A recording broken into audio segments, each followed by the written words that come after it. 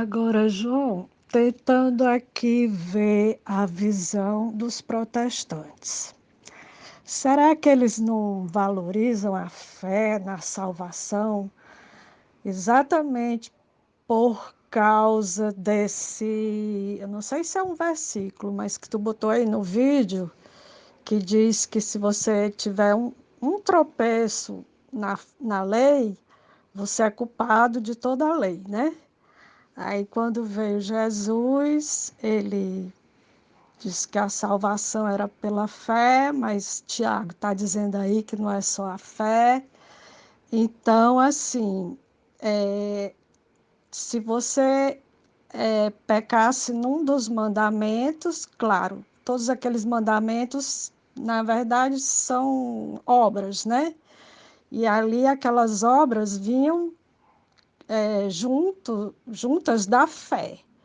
E aí, se você tropeçasse num dos mandamentos, você tinha fé, tinha as obras, mas errou em uma das obras, você estava perdido. E aí, quando veio Jesus e Tiago, aí ele quis dizer o seguinte, que você pode tropeçar na lei, você pode não ter todas as obras, fazer todas as obras da lei, mas se você tem a fé, então você não perde a sua salvação.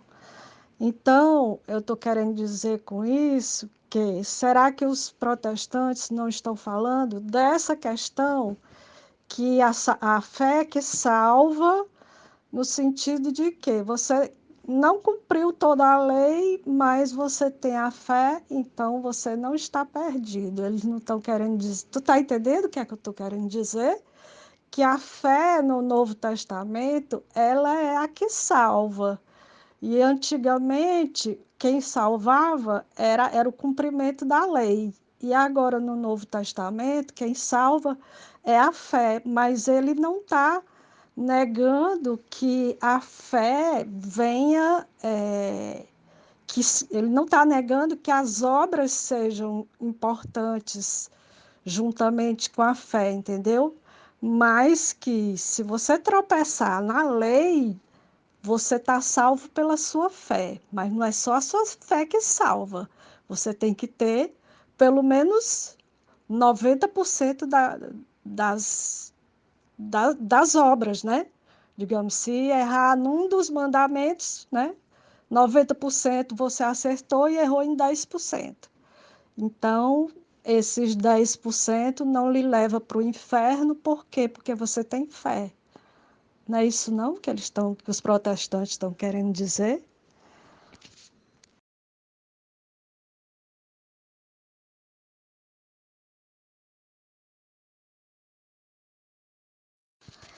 Eu pensei assim, João, se para cada pessoa que morreu, né, que já morreu há muito tempo, os primeiros que morreram e os que vão ainda morrer, se para cada uma dessas pessoas, no momento em que elas morrem, elas entram num outro tempo, o tempo de Deus. E esse tempo de Deus não poderia ser o tempo já do juízo final, não?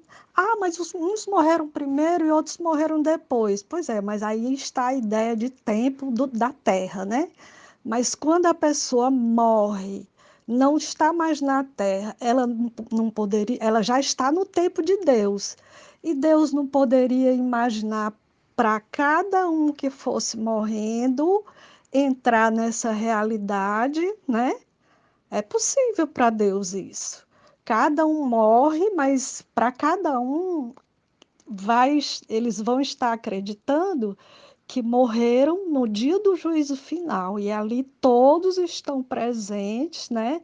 Os que ainda vão morrer vão ter essa mesma, vão entrar nesse tempo de Deus. Não sei se eu estou conseguindo te fazer entender, mas é como se eles, qualquer pessoa que morresse já entrava no tempo do juízo final, Jesus voltando e julgando todas as almas e separando os bodes e os carneiros, né? Para que com isso Não existe. Isso seria uma hipótese para dizer que o purgatório não precisa existir, porque a pessoa morre e já entra no tempo de Deus, que é o tempo do juízo final, o tempo que Deus vai julgar todo mundo, entendeu? Eu aqui na minha falta de leitura da Bíblia, né? Aí fui ler o capítulo de Marcos, que envolve um desses vídeos que tu me passou aí. Aí lendo lá o capítulo 9 de Marcos, tem uma parte que eu não lembrava se eu já ouvi ou que eu nunca li essa parte, que Jesus se transfigurou. Ele se transformou. Ele estava em carne e ele se transformou em espírito para conversar, para falar com Moisés e Elias lá no monte, na presença do Pedro, Tiago e do João. Então, Pedro, Tiago e o João viram Jesus na forma de espírito, né? Então, ali é uma prova contundente de que Jesus era Deus, né? Ainda mais vendo Moisés e Elias e ouviram a voz de Deus, foi uma coisa muito forte. Aí Jesus pediu segredo para que eles não falassem para ninguém sobre isso. Eu achei muito interessante essa parte aí. Eu não imaginei que Jesus tinha aparecido em espírito durante a vida terrena dele aqui, na frente dos apóstolos, né? Que eles só tinham visto Jesus em espírito depois da ressurreição. Mas não, ele se transfigurou ali, embora sem eles entenderem o que era ressurreição, mas eles viram uma coisa sobrenatural ali diante dos olhos deles, que foi a mudança da aparência de Jesus numa coisa muito estranha, né? Que eles nunca tinham visto. Aquilo ali, é, eu acho que dá, não sei julgar, mas a impressão que dá é que a gente imagina que a pessoa vai juntar, né? Vai tirar a conclusão de que ele era realmente Deus, se é que eles tinham alguma dúvida disso, né? Porque pelo testemunho, pelas palavras, pelos milagres que ele já realizava, eles já tinham muita fé que Jesus era Deus. E ali foi uma prova contundente. Além da transformação de Jesus, ainda teve a voz de Deus, né? Ali, eles envoltos naquela nuvem, sem ver nada, eles ouviram uma voz falando a eles. Achei muito interessante essa parte.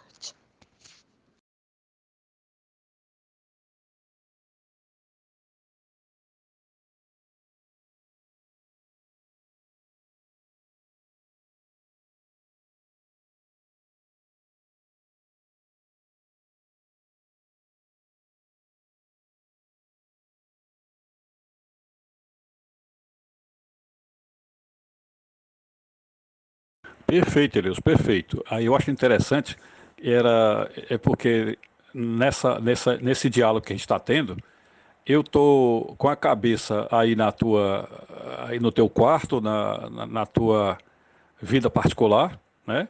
Como que eu tentando ver a cadeira que tu tá sentada, ou a cama, ou a rede, né? E ao mesmo tempo vendo aí as possibilidades de Deus tá te ajudando, né, a ver. Mas ao mesmo tempo eu estou com a cabeça lá nos livros do Dr. C.S. Lewis, né? Principalmente nos livros onde ele fala dos diálogos que ele tinha com as pessoas, né? E ele tinha pelo menos três grandes amigas, fora a esposa dele, né? Tinha três grandes amigas com as quais ele trocava correspondência, né? Porque a maioria eram fãs dele e alunas dele, estudiosas dele no resto do mundo, né? Ele tinha gente na Inglaterra, ele tinha gente nos Estados Unidos, ele tinha gente na França, né? E aí ele fica conversando e elas vão tendo conversa com ele como se ele estivesse assim na casa vizinha, né? E cada conversa que eles tinham, elas iam aprendendo muito mais, né?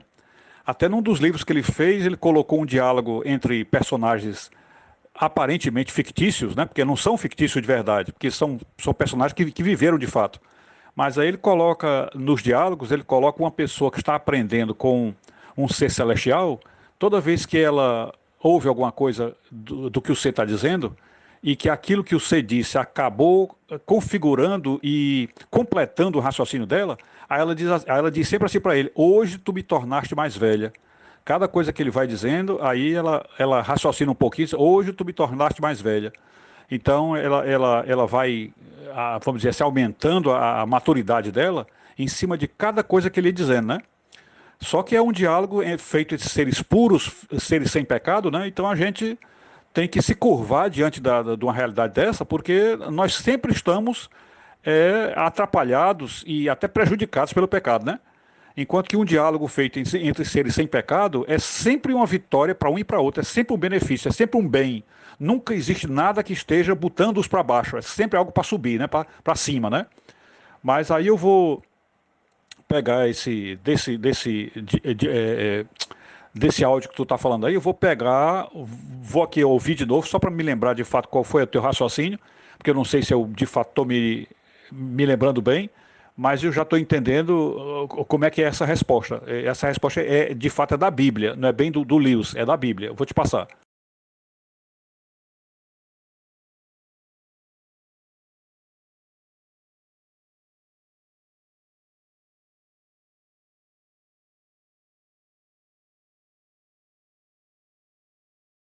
Bom, eu também passei por essa dúvida, né? Porque é uma dúvida lógica, óbvia, né? É uma dúvida praticamente, é, vamos dizer assim, incontestável, né? É incontestável, porque quando a pessoa morre, a pessoa sai do tempo Cronos, né? O nosso tempo aqui da Terra é o tempo Cronos. Por isso é que existe a expressão cronômetro, né? Que é um aparelho que mede o tempo da Terra, né? Então nós saímos do tempo Cronos e entramos no tempo Kairos. O Kairos é o tempo de Deus. Então, a pessoa quando sai do nosso tempo e entra no tempo de Deus, evidentemente você poderia, teoricamente, dizer que voltou para o passado ou que foi para o futuro, né? Já que no tempo de Deus é tudo presente. Não existe nada passado nem nada futuro, tudo é presente. Então, evidentemente, a pessoa que sai deste tempo já poderia cair dentro do juízo final e, portanto, o julgamento já estaria feito imediatamente após a morte. Então, portanto, não haveria, vamos dizer, obrigatoriamente não haveria necessidade de um purgatório, já que a pessoa, quando sai, já tem condenação ou para o inferno ou para o paraíso, né? Então já estaria encerrada a história aí. E muitas correntes protestantes pensam assim, muitas pensam assim. Dizem que quando a pessoa sai, há um juízo imediatamente após a morte, e de fato existe, esse juízo de fato existe, né? Então foi a partir deste ponto que eu comecei a tentar ver se eu, por acaso, estaria na ousadia de descobrir uma contradição na palavra de Deus. Mas aí dentro da Bíblia é que a gente vê que não há uma contradição.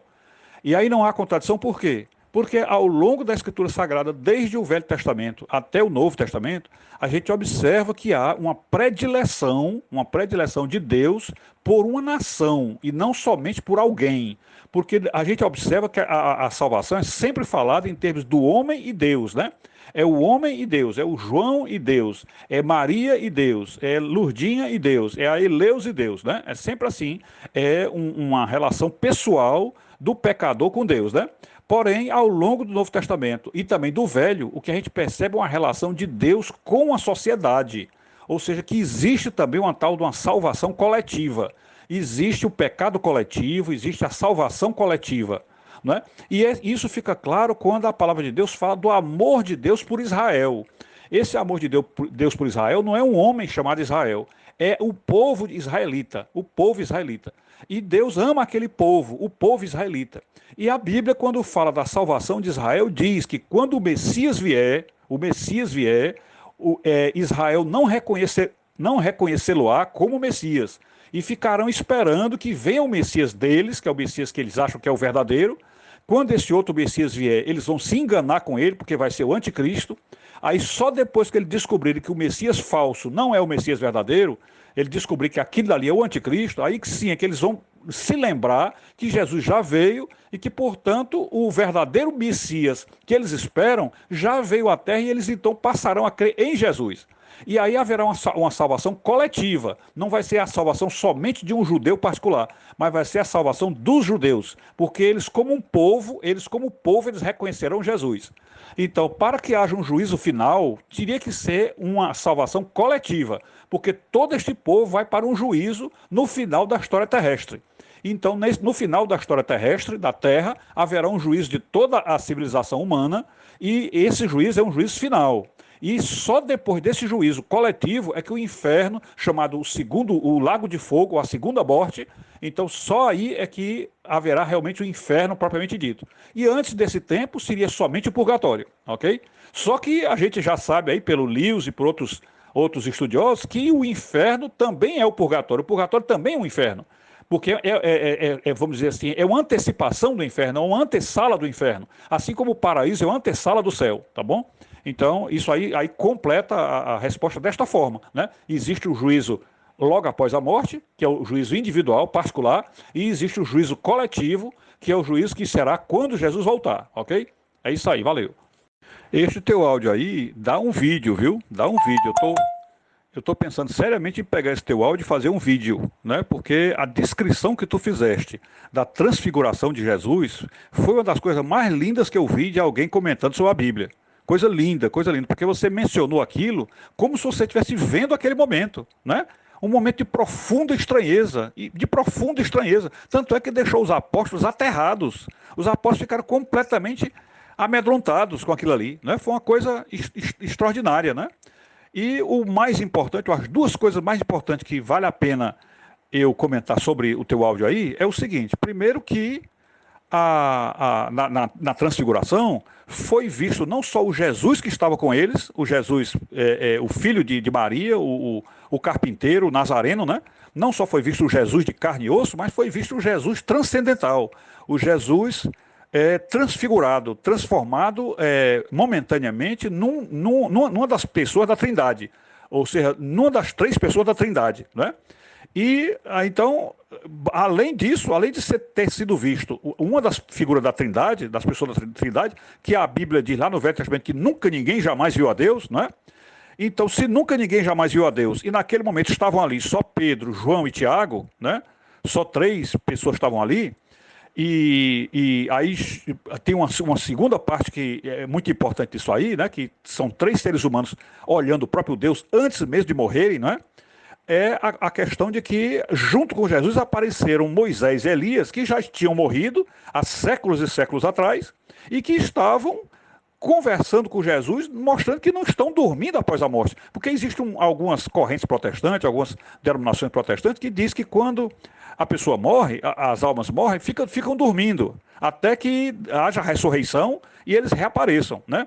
Mas nesse episódio aí mostra que não, estão todos acordados, estão todos vivos, estão todos conversando com Deus, né? Então um testemunho precioso aí da transfiguração, né?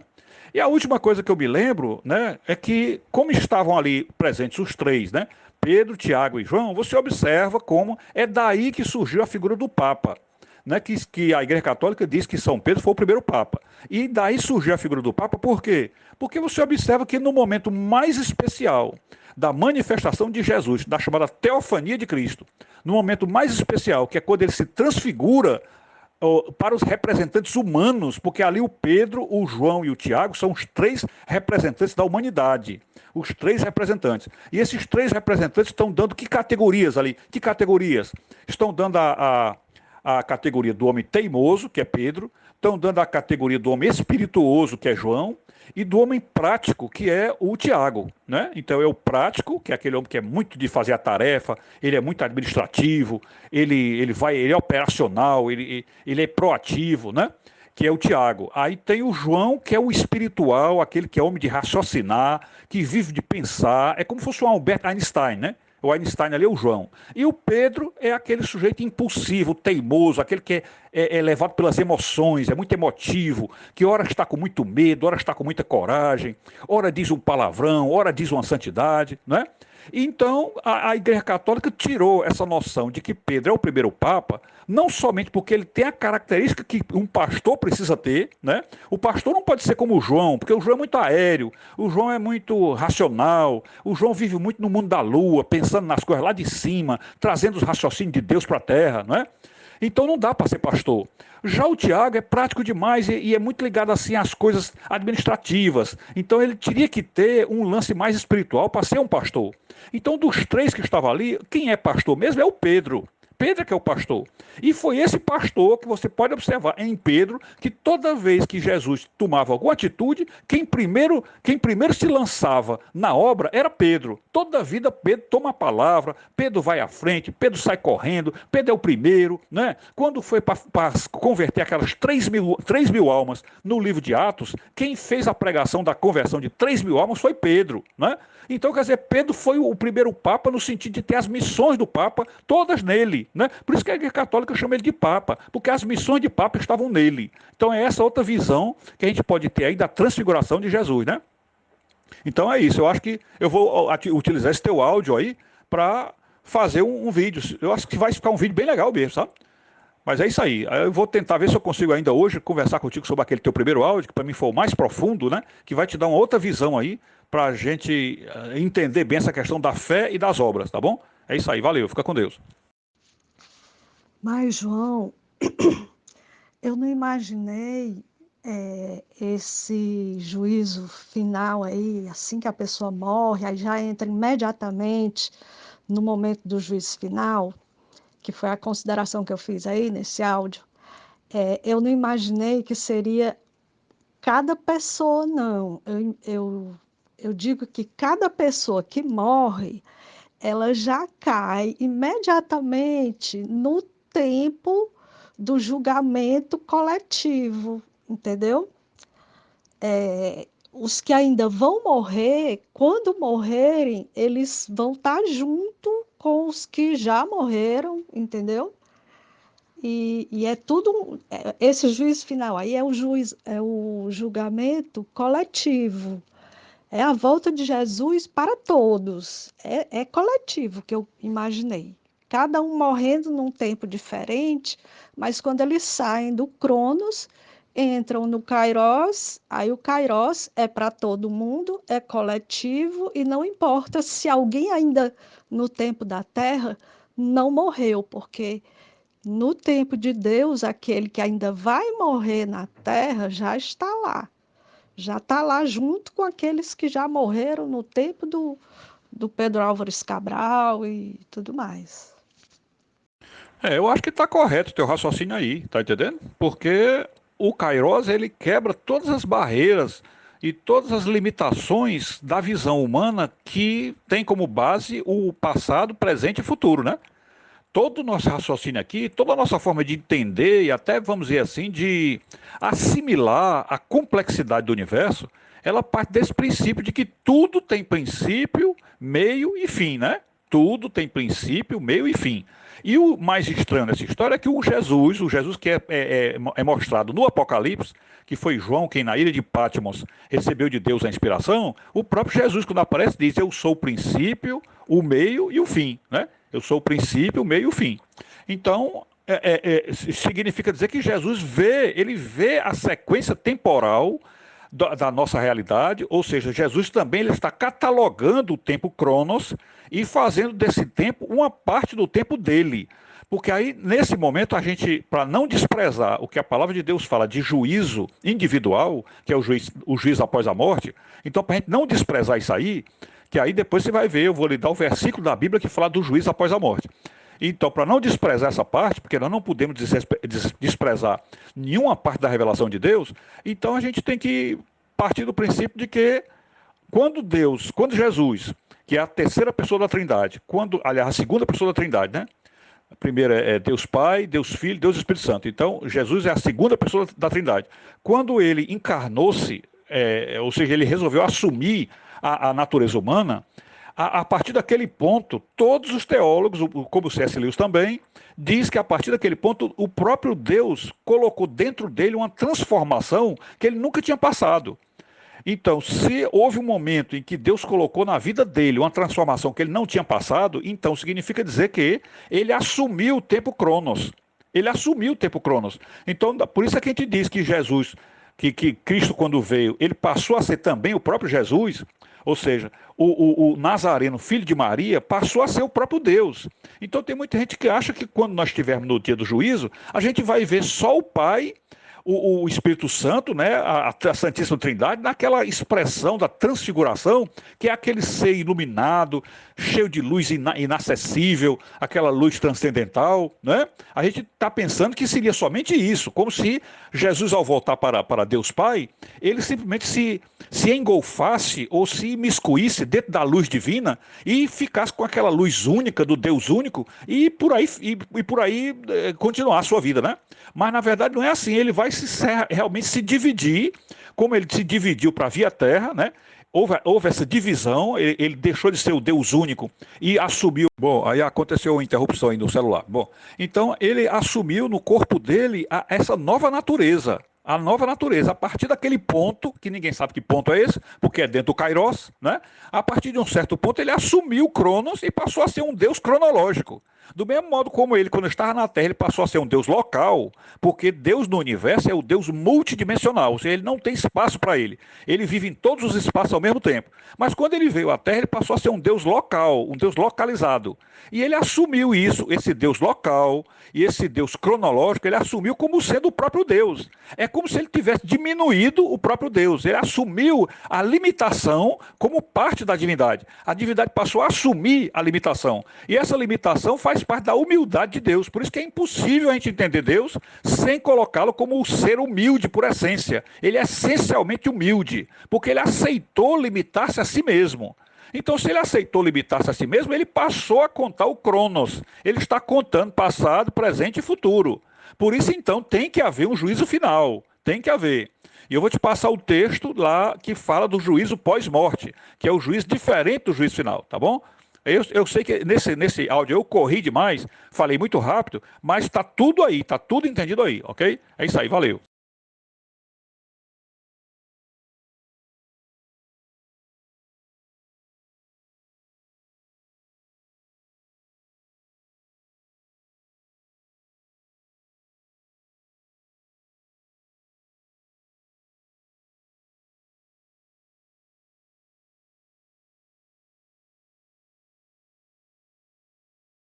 Bom, eu sei que está tarde, né? Talvez tu vai ter que aguentar um áudio longo, e aí tu pode deixar para ouvir esse áudio amanhã, outro dia, né? Até que tu compreendas tudo e a gente volte a conversar, né? E eu acho que depois desse áudio talvez eu não te traga mais nada hoje, né? Pois bem, o que acontece é que imagina aí um jardineiro que ele recebeu a tarefa de podar um jardim, né? Ou de cuidar de um jardim, né? Então, a gente, para poder entender o trabalho dele, é preciso ver como é que ele faz o serviço numa árvore, não é? Como é que ele faz o serviço numa árvore? Então, geralmente ele começa na poda, ele começa tirando as folhas, né? Ele vai com aquelas colheres, aquelas tesouras de jardineiro, tirando as folhas, né? Depois ele vai e corta, não sei se com a tesoura ou com a faca, o facão, ele corta os galhos, né? E por último ele parte para o tronco, onde talvez ele use o machado, e se for ainda mais terrível a tarefa, ele talvez tenha que usar uma serra elétrica, né? E até que ele, em último lugar, se for um super mecânico, um super jardineiro já mecanizado, ele talvez use esses tratores modernos aí que dizimam árvores, né? Que são praticamente engolidores de árvores, né? E aí ele trabalha o jardim todinho ao ponto de tirar todas as árvores e replantar e fazer um jardim muito mais bonito e sem os vermes, sem os micróbios, né? E sem as pragas que atacam as florestas, né? Bom, então isso aí, em princípio, é esse o trabalho que a gente vai vislumbrar aí nessa questão que tu trataste entre a fé e as obras, tá bom?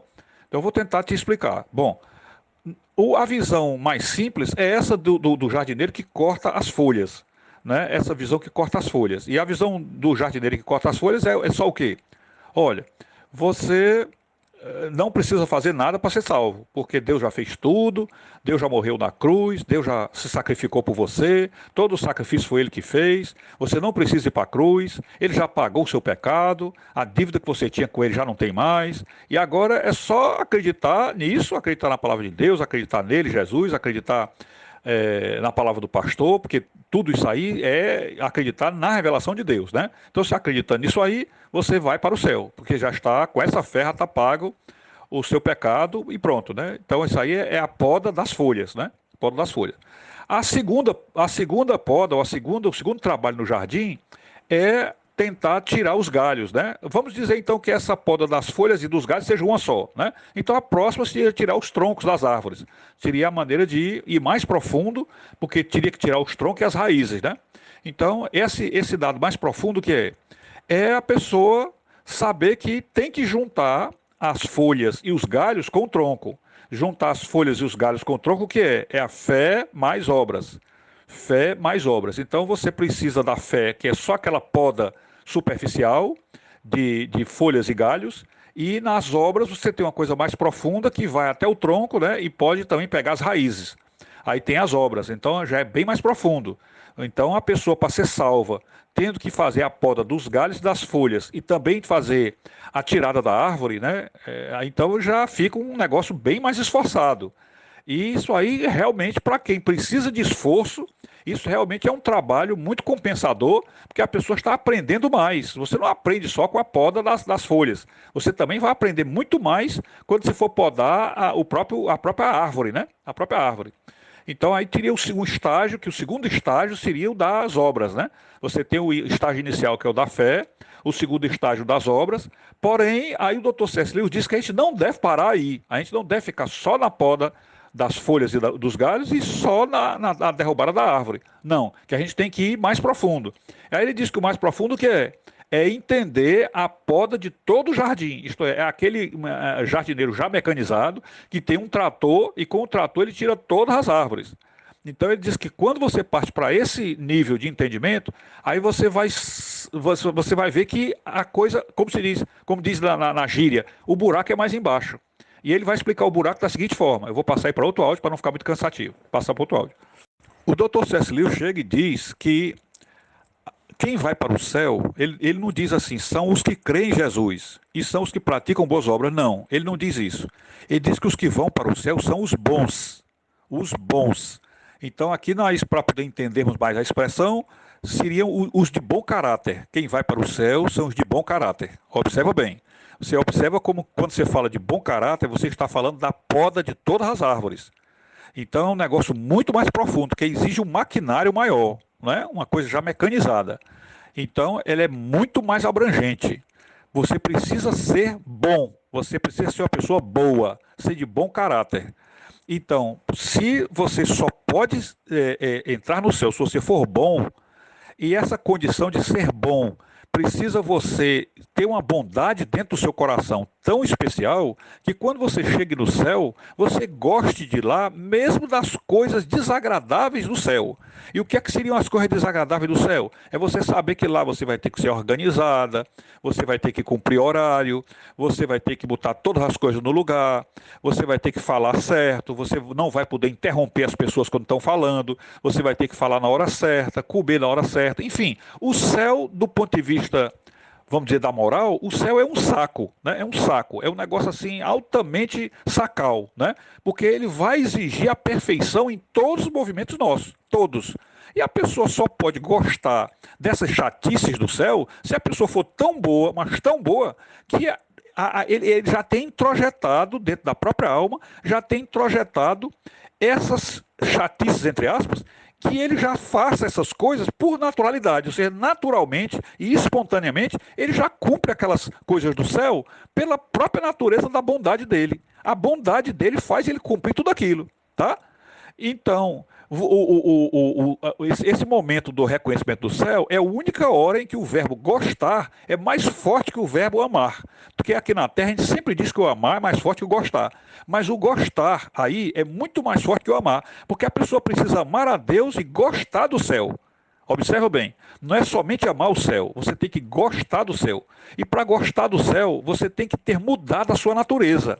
Você tem que ser outra pessoa, você tem que ser bom por dentro para gostar do céu. Bom por dentro. E aí é que entra a questão das obras. O C.S. Lewis diz que o último estágio, que é o do gostar do céu, que é você podar as árvores inteiras do jardim, você, para poder chegar nesse ponto, você tem que primeiro ter podado uma árvore. E podado, portanto, a árvore completa, de folhas, galhos e tronco. Aí, então, essa poda de folhas, galhos e tronco é boa obra. E a fé seria só a poda inicial das folhas. Então, você, no primeiro estágio, o estágio mais simples, mais pobre, é a poda das folhas. O segundo estágio, que é um pouco mais profundo, é você ser bom, aliás, você ser um feitor de boas obras, você é a pessoa que faz a boa obra. Então você, por exemplo, vai visitar alguém na cadeia, você vai dar uma esmola para quem não tem, você vai dar roupa para quem não tem, você vai emprestar dinheiro para quem está precisando. Enfim, você vai ser uma pessoa caridosa. Então é o segundo estágio, né? Que é profundo, mas não tão profundo. Só que essas obras aí, essas obras de caridade, é que elas vão é, tolhendo, não, como é que se diz? Moldando, vão dilapidando, lapidando o seu coração, até que o seu coração se torne bom. Porque todos nós nos tornamos mal quando negamos Jesus. Quando nós caímos em Adão e Eva, que todos nós caímos em Adão e Eva. Quando a gente caiu em Adão e Eva, a gente passou a ser criaturas más, nós somos maus. Tanto é que Jesus disse assim, ora, se vós que sois maus, sabeis dar boas coisas aos vossos filhos, imagine Deus no céu o que não dará a vós, né? Então, nós somos maus, nós nos tornamos maus. Então, a única maneira de você deixar de ser má é você fazer as obras, praticar boas obras. E as boas obras vão fazer o quê? Vão dilapidar o seu coração até você se tornar uma pessoa boa. E o sinal de você ser boa, o que é? É você gostar do céu, tá certo? Então, aí o que eu estou dizendo para ti é que, além de você ter fé, você tem que praticar as boas obras, mas nem é a fé, nem a obra que lhe salva. O que vai lhe salvar é você ser boa, você se tornar uma pessoa boa. Então, se tornar uma pessoa boa, benigna, de bom caráter, aí sim você vai ficar no céu. Agora, os de fé e os de obra poderão ficar até na porta do céu, mas não quererão entrar. Porque só vai querer entrar no céu quem gostar do céu. E muita gente vai sair do purgatório, vai chegar na porta do céu e não vai gostar. Porque para gostar do céu tem que gostar de organização, de moral rígida, tem que gostar de usar roupa bem apertada, aliás, roupa bem apertada assim, roupa no sentido de ser uma roupa que não deixe mostrar nenhuma parte do corpo, tem que ser, enfim, é aquela coisa do moralismo, né? Aquela coisa do moralismo, de certo modo parece até uma coisa assim, como é que se diz, meio puritana, né? Uma coisa meio puritana. Então, esse é o estágio final, é você gostar do céu. Então, esse gostar do céu só vem se a pessoa tiver se tornado boa. A pessoa tem que ficar boa. É por isso que Jesus diz que ninguém vai ficar no céu, ninguém vai entrar no céu, se não se tornar como uma criança. Por que é que ele fala de criança? Porque a criança é capaz de gostar da chatice do céu. A criança é capaz de gostar da chatice, não é? Então, a gente precisa ser criança, porque o céu vai apresentar para nós um bocado de coisa chata. Então não adianta só você dizer, eu pratiquei obra. Você vê que lá no sermão do juízo final, do capítulo 25 de Mateus, Jesus disse assim, tem muita gente que diz, Senhor, eu não sabia não, eu estava te fazendo era um bem. Eu não sei quando é que eu estava te fazendo um bem. Senhor, quando foi que eu te vi nu e te dei uma roupa? Senhor, quando foi que eu te vi sem comida e te dei comida? Quando foi que eu te vi com sede e te dei água? Não é? Porque são obras que você faz sem nem saber para quem está fazendo. Então você tem que ser bom para fazer essas obras que você faz espontaneamente. Né? Então é muito mais profundo do que apenas fazer obra e muito mais profundo do que você apenas crer. Né? É muito mais profundo. Você tem que ser bom. Né? Não sei se eu consegui te explicar, mas isso aí é que o Dr. C.S. Lewis passa 40 livros dele para chegar a essa conclusão, de que você só vai para o céu se você for bom. Tá certo? É isso aí. Valeu. Fica com Deus.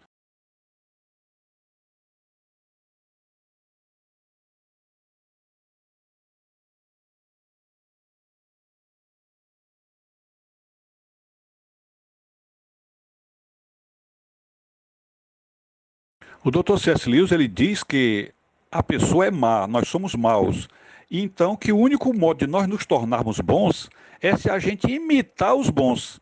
A gente tem que imitar os bons. Então, se você conhece as virtudes de alguém, você vai imitar as virtudes de alguém. E, portanto, as melhores pessoas para a gente imitar são quem? São os santos, não é? Por isso que a Igreja Católica tem toda a teologia dela baseada em santos, não é? E qual é o melhor santo para a gente imitar? Jesus, do ponto de vista masculino, e Maria, do ponto de vista feminino. Então, quem é mulher deve imitar Maria. Quem é homem deve imitar Jesus. Então, quando você vai imitar, aí C.S. Lewis diz que você tem que repetir a bondade o tempo inteiro. E como é que você repete a bondade? É você tem que se viciar a fazer o bem. E você se viciar a fazer o bem, o que é? Você tem que ser um cara que pratique bem a caridade, que você pratique bem as esmolas, pratique bem a oração, pratique bem a leitura bíblica. Você então tem que fazer essas coisas boas, porque são essas práticas do bem, as práticas das boas obras, é que vão dilapidando você para você se tornar bom. Tá entendendo? Então, essa é a luta do ser humano mal contra a natureza má. Essa é a luta. Por isso é que as boas obras é importantes, são fundamentais, porque sem as boas obras você não se torna bom. Não dá para se tornar bom. Você vê que tem uma passagem lá de um livro de C.S. Lewis que ele diz assim: olha, você não consegue amar uma pessoa como Deus ama. Você não consegue amar. E Deus manda que nós amemos as piores pessoas. Ele não manda você amar as pessoas boazinhas, não é só a Eleus amar a mãe dela, não é só o João amar a Neyara, não é só isso. É você amar as piores pessoas. E ele diz: como é que nós vamos conseguir amar uma pessoa ruim se a gente não consegue amar nem os bons? Como é que nós vamos amar um ruim? Aí ele diz: a maneira de você conseguir amar alguém é você fingir que ama. Você fingir que ama. Então, quando você vai fingir que você ama, você acaba amando. Por exemplo, se você, para fingir que você ama alguém, você tem que tratá-la bem, não é isso? Você tem que tratá-la bem. Quando você começa a tratar bem uma pessoa, com o passar do tempo, aquilo começa a contagiar você, porque o amor é contagioso. Inclusive, tinha um filme com esse nome. Tem um filme chamado O Amor é Contagioso. O amor é contagioso. Na hora que você começa a praticar o bem para alguém, fazendo o bem a alguém, aquilo ali começa a contagiar o seu coração e daqui a pouco você realmente está amando aquela pessoa. Então veja que a dificuldade é bem profunda, é bem longo o caminho, né? Por isso que Jesus disse: aquele que quiser seguir após mim, a si mesmo se negue, tome a sua cruz e siga-me. E qual é a cruz? É a luta contra a maldade humana. Você vai lutar contra si mesma. Você vai lutar contra a natureza ruim que nós herdamos do paraíso lá de Adão e Eva, ok? É isso aí, valeu. Eu entendi o que é que tu quer dizer com ser bom, mas eu vou falar aqui uma coisa que tu já sabe, mas que tem a ver com isso aí, é que lá, nas escrituras dizem também que na terra não existe nenhum bom, né? Então, assim, o bom, bom mesmo, só Jesus, né? E aqui não tem como a gente ser bom como Jesus. A gente vai tentar ser o máximo, praticar o máximo do bem. E praticar o máximo do bem é estar dentro desses dois aspectos, a fé e as obras. E as obras é muito mais difícil você fazer do que ter fé. Não sei. Mas, assim, as obras, realmente ter fé também é uma coisa que pode ser muito difícil para algumas pessoas. Mas, assim, depois que você tem a fé, praticar as obras exige talvez muito mais de cada um, né? Mas o que eu quero dizer é que essa coisa de gostar do céu é uma coisa que, quando a gente não tiver mais no pecado da carne, lógico que a gente vai gostar do céu, porque o que faz a gente não gostar de ser bom é o pecado. Mas a gente, enquanto está aqui na Terra, a gente luta contra o pecado, vai fazendo o bem, vai amando até gostar de amar, vai fazendo o bem até não achar ruim fazer o bem, né? Mas ainda morreremos em pecado. E depois que morrermos, não haverá mais o pecado para desgostar ou não gostar das coisas do céu, que serão todos os aspectos do bem, né, que a gente poderia praticar aqui na terra, mas não praticou todos, porque o pecado atrapalhava. É isso que eu estava querendo explicar.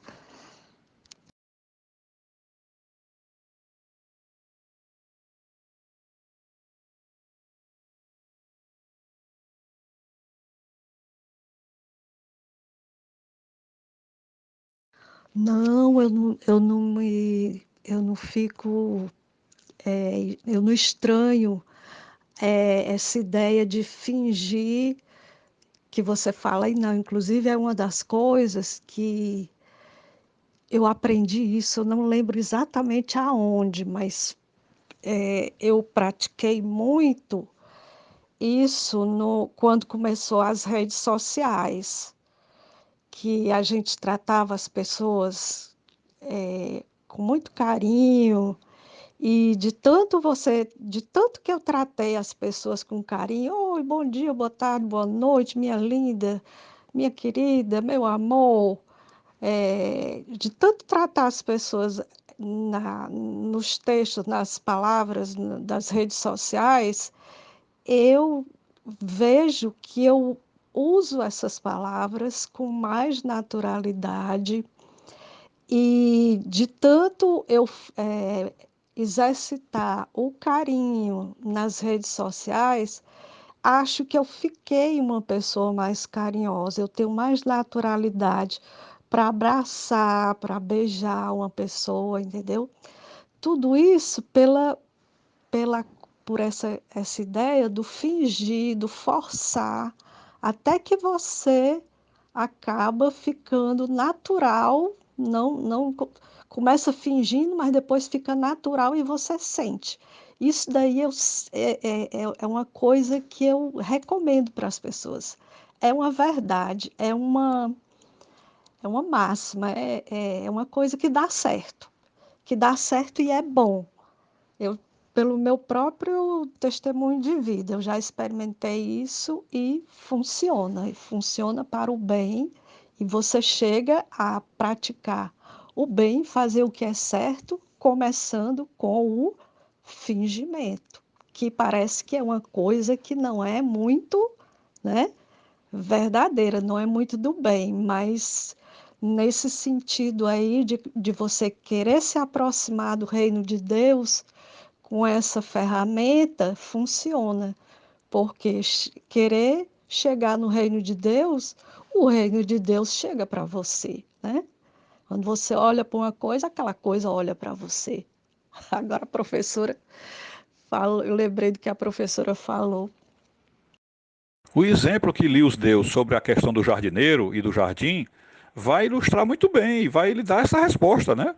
Porque você diz que a fé é difícil, mas honestamente, diante das obras, a fé é pinto, né? A fé é pinto. Porque você pode ficar o dia inteiro, ou a semana inteira, o mês, o ano inteiro, deitado numa rede, como diz aí o Matuto, só coçando os ovos, vendo televisão, comendo batata frita, né? E você não acredita? Se você acredita, você não precisa fazer nada, né? Basta acreditar. Então é muito fácil. É como a história da poda das folhas. Se você olha para uma árvore e você podou só as folhas, a árvore está praticamente inteira lá, né? Está praticamente inteira lá. O único modo de você mostrar para Deus que você capinou mesmo, que você fez o terreno ficar só terra e tirou todas as plantas, é você partir para a obra, que a obra o quê? É tirar folhas e galhos. Aí entra, aliás, a fé, folhas e galhos. Aí a obra é tronco e raiz, né? Tronco e raiz. E aí você vai para as obras, que é tronco e raiz, e para poder mostrar que limpou tudo, você tem que pegar o trator e tirar todas as árvores, não é?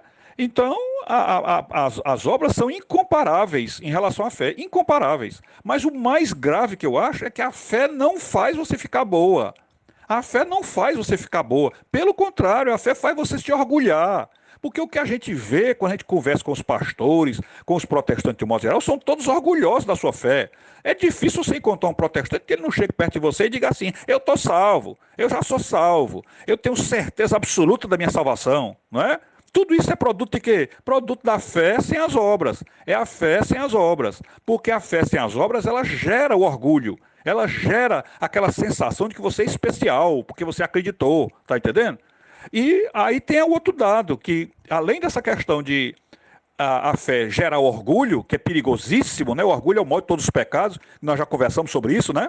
Que o orgulho é o mal de todos os pecados. Então, a fé produz isso, produz esse orgulho no indivíduo. Agora, o que tem, que você não pode esquecer de jeito nenhum, é que os nossos pecados, porque tem um momento aí na tua fala, que tu dá a impressão de que nós quando nós morrermos, nós nos livramos da carne e, portanto, ficaremos numa condição muito mais difícil de pecar. Então isso é um erro gravíssimo de pensar assim, é gravíssimo esse erro.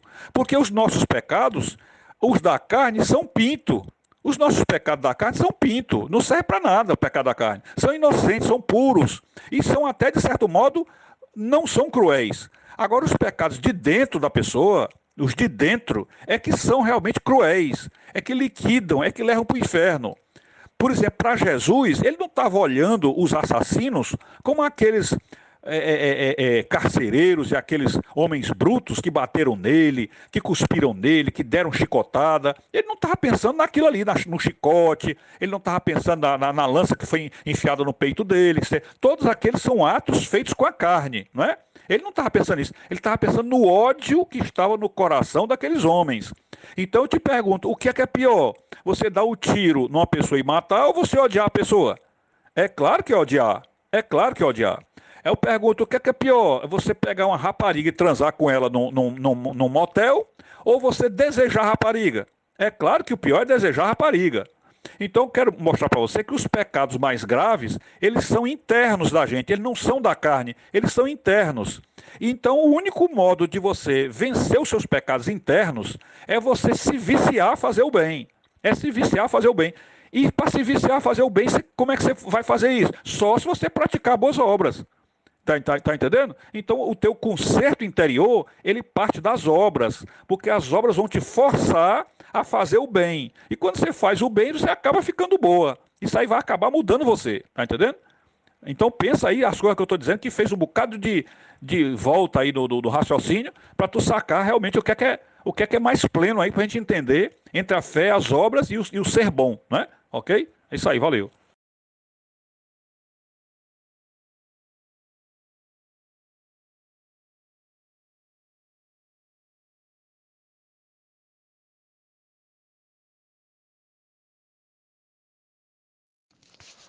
Eu sei, João. Isso aí é para uma pessoa que ainda não entende o mundo espiritual do pecado. Eu já sei que o pecado maior é o pecado do espírito.